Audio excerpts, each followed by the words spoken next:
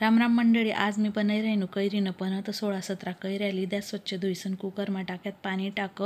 कुकरनं झाकण लाईसन 3 शिट्ट्या करली द्यात कुकर थंडा व्हायना का झाकण उघडानं बट्या कैऱ्या काढी लेवानं थोडं थंडा करायना कैऱ्या त्यांना सगळा गर काढी लेवानं थोडं पाणी टाकीसन तुम्ही पिळू पण शकतस। म्या बटा गर काढीले जिता गर शेतीतलाच आपण गुळ लेवाना किसीसन तर आंबट कैरी होई तर 1.5 पट गुळ टाकाना आहे ना माखो 4-5 चमचा साखर बी टाकानी म्हणजे आखो चांगली चव येस। मिक्स करानं व्यवस्थित पाणी टाकानं थोडंसं मिक्स करानं आणि चाळणीवरी चाळी लेवानं पुरणा चाळणीवरी नाही तर मग मिक्सरमा फिराई लेवानं बटाई चाळी लेवानं आहे ना माते चाट मसाला जिरा पावडर वेलची पावडर काळी मिरी पावडर साधं मीठ जिरा पावडर आणि चाट मसाला असं बट मसाला टाकी लेवानं मिक्स करानं बरणीमा भरी देवानं। आता तांब्यामा थोडं हाऊ पल्प टाकानं पाणी टाकानं पुदिनानं पानं बर्फ मीठ टाकानं मिक्स करानं